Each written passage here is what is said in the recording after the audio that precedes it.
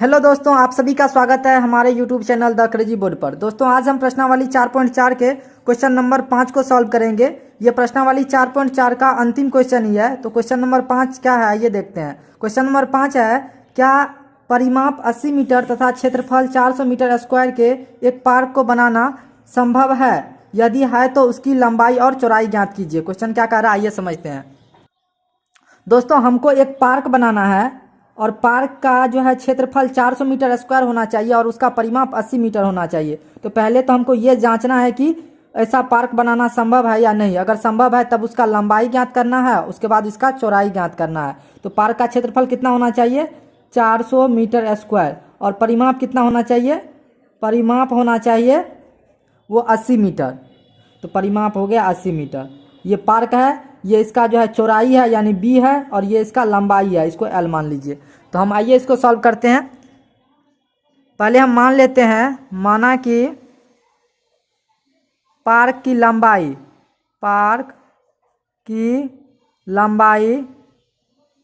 L है, लंबाई L है, एल मीटर है मान लीजिए। और पार्क की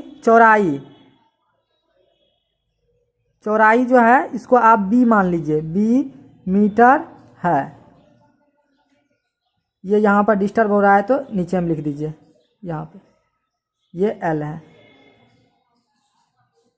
इसको यहाँ पे कर दीजिए, ये एल मीटर है। तो यहाँ पर जो है पार्क की चौड़ाई को हम बी मीटर मान लिए हैं और पार्क की लंबाई को हम क्या मान लिए हैं? L metre.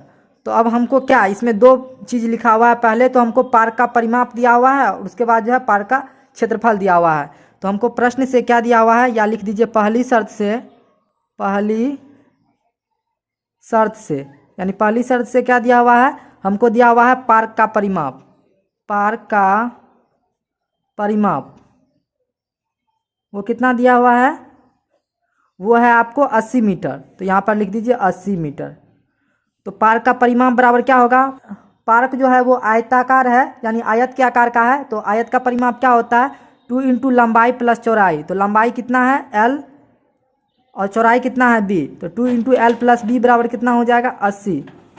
या एल प्लस बी बराबर क्या हो जाएगा? 80/2। तो एल प्लस बी बराबर हो जाएगा 80/2। अब 2 से जो है 80 को अगर आप काटिएगा तो क्या हो जाएगा? यहाँ पर 40। या एल प्लस बी बराबर 40 या एल बराबर क्या हो जाएगा? 40 माइनस बी।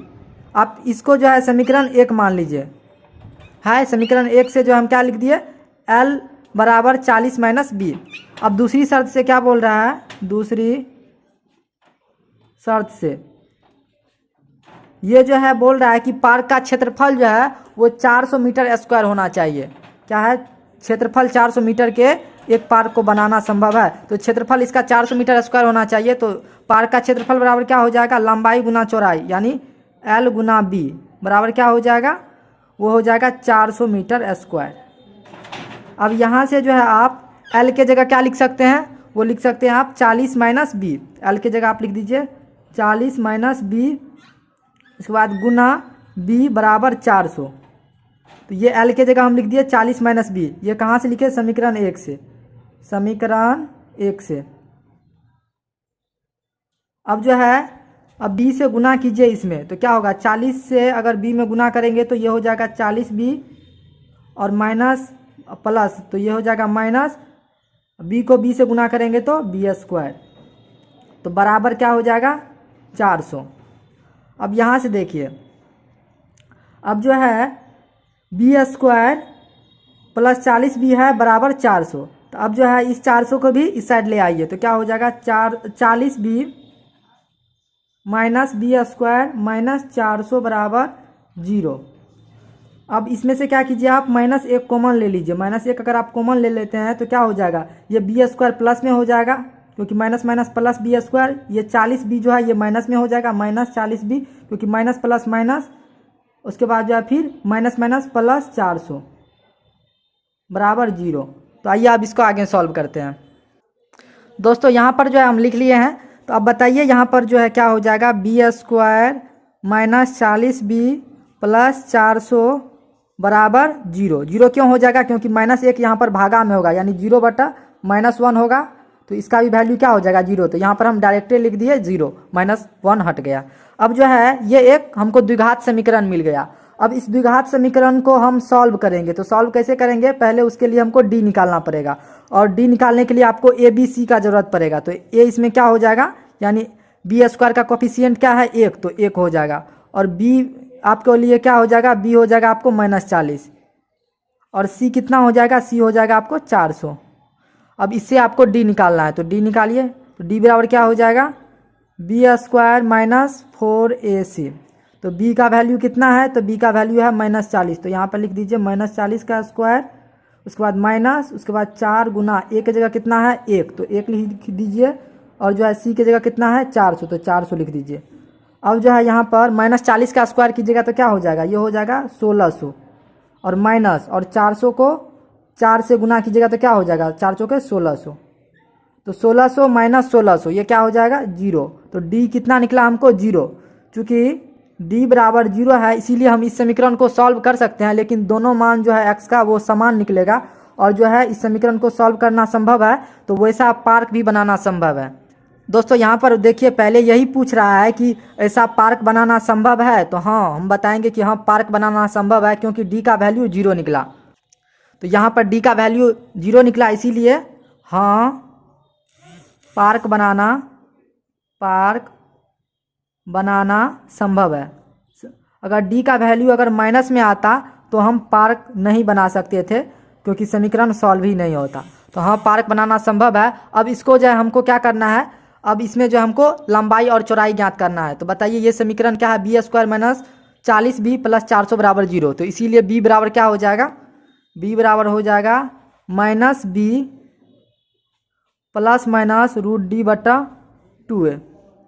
दोस्तों यहाँ पर जो है समीकरण में भी b² है, और संयोग से यहाँ पर भी b का वैल्यू -40 आए थे। तो इसीलिए आपको अगर कन्फ्यूज़न ना हो तो इसको आप b1 मान लीजिए, और उससे यहाँ पर जो है -b1 कर दीजिए। तो -b1 ± √d/2a। अब जो है बताइए, अब -b1 की जगह कितना हो जाएगा? b1 की जगह हो जाएगा -40, उसके बाद प्लस माइनस √d। d का वैल्यू कितना है? d का वैल्यू है 0, तो 0 दे दीजिए। उसके बाद 2a, 2 गुना a का मान कितना है? तो a का मान है 1, तो 1 दे दीजिए, 1। अब यहाँ पर क्या हो जाएगा? माइनस माइनस प्लस 40, और प्लस माइनस √0 है, तो √0 का वर्गमूल 0, तो वो तो 0 ही हो जाएगा। तो क्या हो जाएगा? 40/2, यानी b हो जाएगा आपको 20। तो आपको b का वैल्यू कितना निकल गया? 20। अब जो है समीकरण 1 में जो है b का वैल्यू रख दीजिए, इससे आपको l निकल जाएगा। b क्या है? b है चौड़ाई, तो हमको पार्क की चौड़ाई 20 मीटर निकल गया। अब समीकरण 1 में b का मान रख देते हैं। दोस्तों यहाँ पर हमको b बराबर 20 निकल गया। तो अब क्या करेंगे? अब समीकरण 1 में b का मान रखेंगे। अब समीकरण 1 में b का मान रखने पर, b का मान रखने पर अब समीकरण 2 में भी b का मान रख सकते हैं। समीकरण 1 क्या है? l बराबर 40 - b। यहाँ पर b का वैल्यू आप रख दीजिए, उससे आपको l निकल जाएगा। तो आइए b का वैल्यू रखते हैं।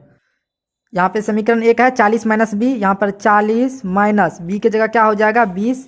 तो 40 में से 20 जाएगा तो क्या हो जाएगा? 20 मीटर। तो आप बताइए इस l का वैल्यू भी कितना निकल गया? 20 मीटर, और b का वैल्यू भी कितना निकल गया? 20 मीटर, यानी लंबाई भी 20 मीटर और चौड़ाई भी 20 मीटर। यही इसका आंसर हो जाएगा। तो हमको उम्मीद है कि आपको ये क्वेश्चन समझ में आ गया होगा। वीडियो को अच्छे से देखिएगा, हर एक पॉइंट आपको समझ में आ जाएगा। तो मिलते हैं अगले वीडियो में, तब तक के लिए आप पढ़ाई करते रहे। Thank you for watching this video. जय हिंद दोस्तों।